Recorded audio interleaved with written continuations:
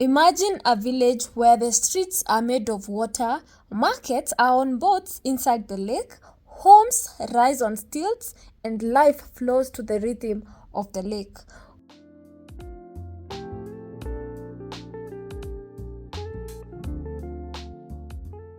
Welcome to Ganvie, Africa's hidden treasure, and today I'm taking you inside this floating wonderland to uncover its secrets.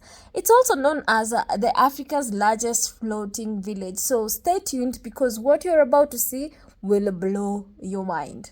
So hi guys, welcome back to my channel. Today is an exciting day. We are going on an adventure because I don't know if you knew that there's actually a village here in Benin that people actually live inside the water. Like, I mean, there's a water situation going on, then buildings and houses are there, there's schools, there's communities, there's a market. So we are going to be exploring that, and I'm excited to take you on this adventure. Hit the like button and subscribe to this channel so we can continue having more amazing experiences like this one. So I'm about to get inside this, and as you can see, there is no sign of a life jacket. This is normal life of people here, you know, like you're gonna go inside the water and you're going to have a great experience. So come along with me and let's experience this. These are the welcoming scenes as you approach the lake, so we can go to the village. As you can see, there are children that are just, you know, playing around in water like nothing is going on. Some over there, they are fishing, and we're just getting ready to go and explore. Here is a lake that hosts inside more than 20,000 people, but a local is gonna explain. And this is actually a village that floats on Lake Nuko. Hoping I'm pronouncing that right. Now that we are well secured and trying to embrace this reality of being in a floating village, or like being on a boat to go and experience the floating village, I'm excited because apparently I have never seen something like this. And before I came to Benin, I didn't even know of its existence. You can judge me, but that's okay. So the journey has begun. As you can see, this is a normal people's life. So they take the boat, and I'm told apparently there's scheduled time for the public boat. This is more of a private boat because we are here for like the adventure, or else you can own your own and then you're able to just, like, you know, take the boat. As you can see, women are paddling and in the midst of kids and stuff like this. So let's go to the village and see what life there looks like. In all honesty, I'm very fascinated with the whole idea of individual people owning boats and just, you know, like using a boat to take you back home. And I can't stop thinking that there's different categories and types of boats. And I'm keen to know, what is your dream kind of boat? Let me know in the comment section down below. So if you ask me about my expectations, I was expecting it's just not very far. Like this boat, I'm gonna take this boat to just go through, you know, like the village and stuff like this. But only to find out that it's actually a long distance from where we took the boat. It's like I still can't see the village. That's how like far this is, and I'm keen to go in and see what that is. And it's interesting, yeah. So in your life, do you own a boat, or do you own a car or a motorbike?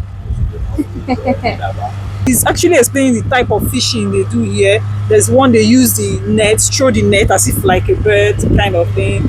And so the second one is the use of baskets for fishing. That kind of fishing is as if they do it like a camp. Look at that net there. So yeah, so they put like food to attract the fishes there. So once it's time to harvest, to fish, they will now come with their own net, then circle round that the net that is already there. Then they will go in fish, and that's the most biggest largest form of fishing, apart from the basket and the other throwing of nets. He said once they harvest, he's actually explaining how they harvest it. Once they harvest it, he said they sell it to their wives. They don't give them, so they can know the value and the stress they went to actually harvest the fishes. They sell to the wives. They don't give the wives, they sell the fishes to the wives, so they can know the value of the fish. So the wives are the ones who take the fish. Yeah. The husband will harvest but sell. That's why I had to lay emphasis on that. Yeah. Sell. He said yes, so they can know the value of. So the wives are the ones who go to the market to sell. Yeah. So once they go, they sell the fish. They come back with how do I call it? Like tomatoes, leaves, because they don't have land to cultivate, to farm on. So they come back with all those things. Can I ask a question? Yeah. How many people are in this village? Il y a combien la population? 45 000 habitants. 45 000. 45,000. 45,000. That's kind of big. That's a lot. Yeah, that's big. 45,000. 1000. 45 000. Wow. Le village était créé en 1717. Okay, the place was founded in 1717. And why? Why stay here? Pourquoi? C'est l'histoire, je vais dire. So he said the reason how they founded the place, they were from the border of Togo and Benin. There's a village there. They were running away from the war. So when they got to this place where we took the boat, there was no going forward. It was just water. So there was one king, the one, a king. He had to consult the Ifa. Then Ifa told him there's an island. Directed him to this particular island. So when they consulted the Ifa, Ifa now used black power to provide them with animals, crocodiles and eagle. So the king actually went with the eagles while the other people were on the back of the crocodile. The back of the crocodile till they got to the island. Okay. So when people were dying, they needed to bury them. So they now said like the living cannot stay with the dead. So they started cutting the trees to build houses. So that island was meant to bury the dead while they build houses on water. The restaurant, There's a hospitals, there's église. churches, not the mosque, Ouais, il y a la mosquée. mosque. Ah. Okay. What did you say this place is called? What did you say this lake is called? Le nom de ce lac, Lac Lokwe. Lac Lokwe. Okay. 6 kilometers away Yeah, from the land, the yeah. entrance, the land. Elle place ça pour pouvoir vite rentrer à la maison. After more than 6 kilometers of being on the boat, so we can come and experience the village, we are actually now approaching it. And this experience here of seeing kids, pedaling so the father can just be seated reminds me of what tasks did you do as a child, while you were growing up, so you can support your parents as they are also taking a rest from working so hard to provide for you. Anyway, welcome to the village inside the biggest floating village in Africa. Very, very interesting story.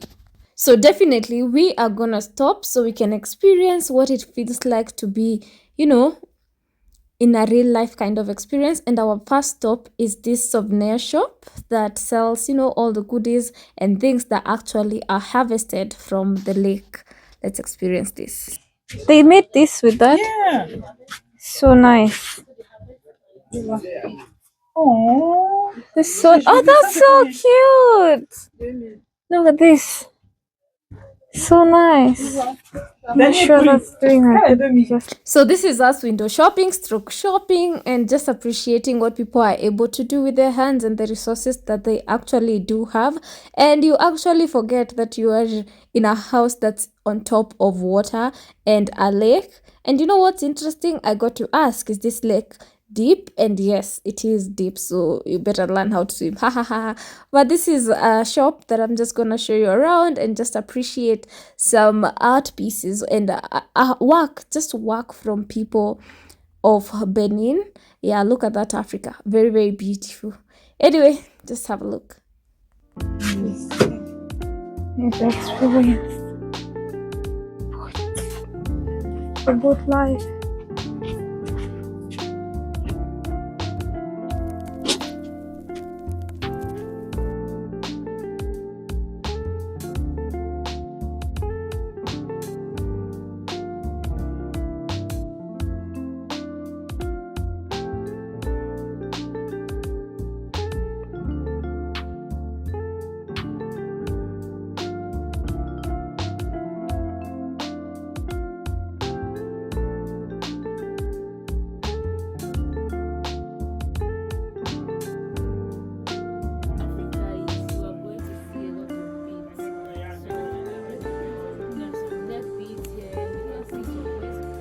Damaris is actually Maasai. We're in a cultural house. Yeah.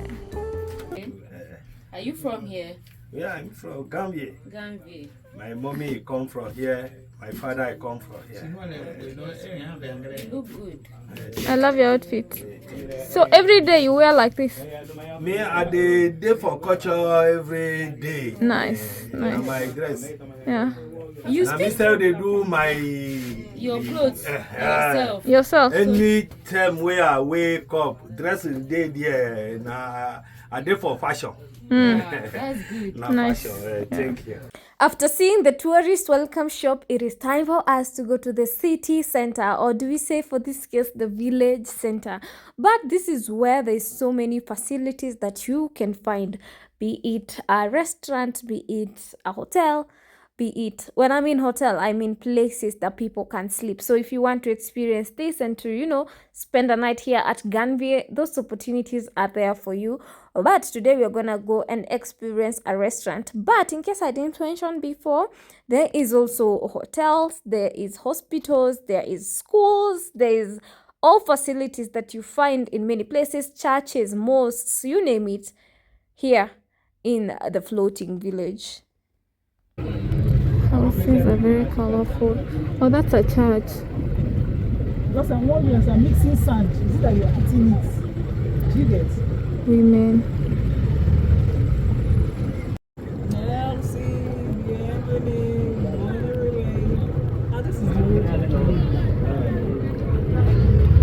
So this is the road to the village. That's what we're being told. As you can see, people are carrying on their journey. There's this guy that's also doing his business.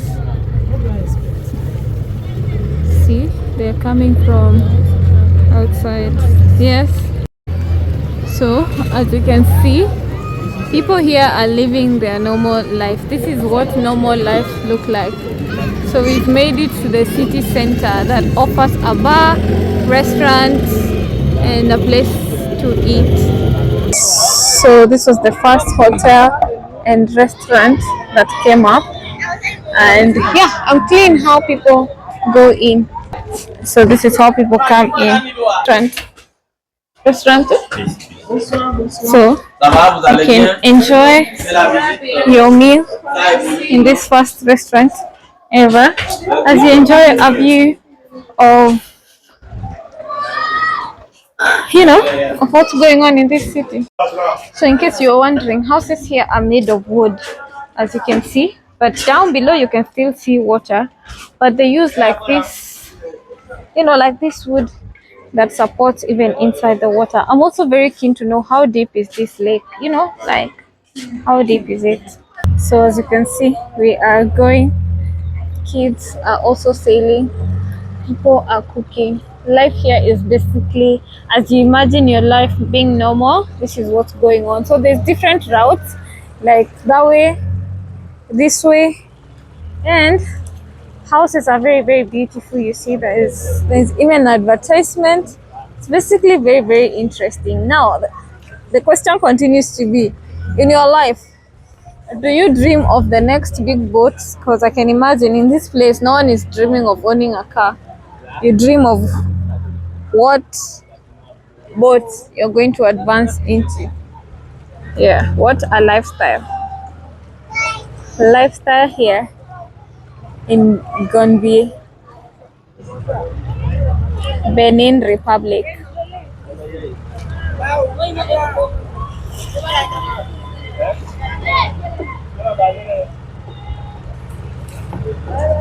So these are kids coming from school. You see they're in uniform. So nice. So this is a perfect way in which houses are built.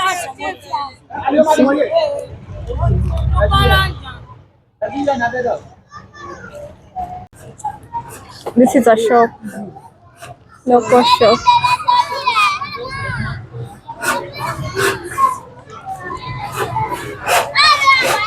This one is building. Are you surprised and impressed on how houses are built? And as you can see, they are actually made of wood, only to realize there is actually at least one. So then that there's is one made of house that's stone. made of, How interesting is this? you And know. even being able to sustain the amount of stone underwater. Impressive. So where is he getting water from?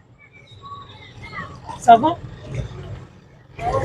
So apparently there's some specific well where you can go get clean water, like I assume drinking and cooking water, which with all this kind of water that they do have, I think there should be a way to make this more usable.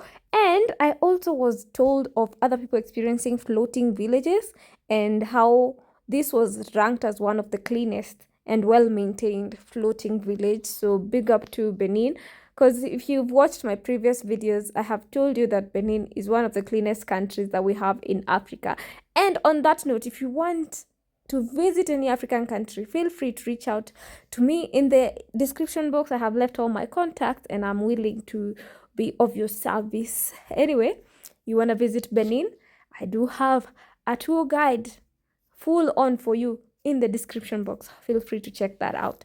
Anyway, let's continue exploring this and be fascinated. This is actually a school that we actually got to witness and see.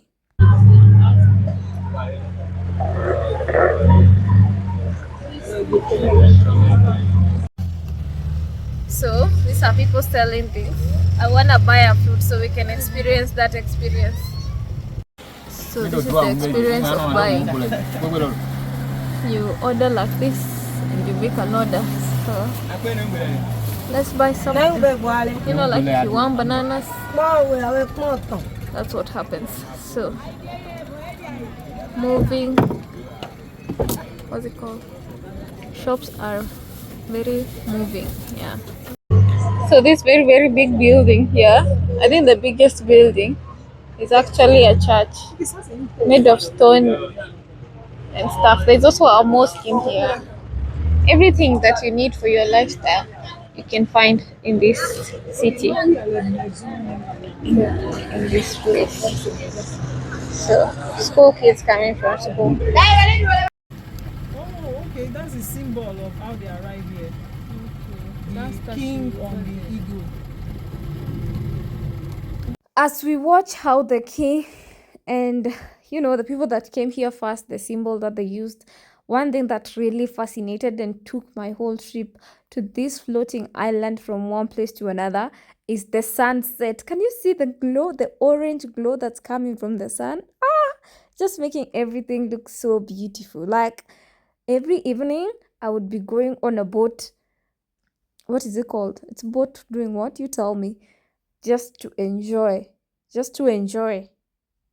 the sunset, because the sunset around these areas are just so beautiful. I loved and I enjoyed, and I took this time even as our trip was coming to an end to just savor and appreciate the beauty and the magnificence of God our creator and how he just makes everything beautiful. Like, just look at that glow that this village is having in the evening. If you ever do this, if you ever get to experience coming to this village, to appreciate nature, to appreciate their way of living, to appreciate people and their choices, and even the possibilities and ability to be able to do this, also make it be in the evening so you can enjoy a beautiful glow. Listen, I was so fascinated. You know how I said earlier that it will blow your mind? For me, this blew my mind. Let me know what you think about this experience here at the floating village in Benin. I'd love to hear your input and your thoughts. For now, I'm just gonna let you also get to experience a little savor of this sunset. Otherwise, always remember to create time for that which ignites your soul. Until next time, bye for now.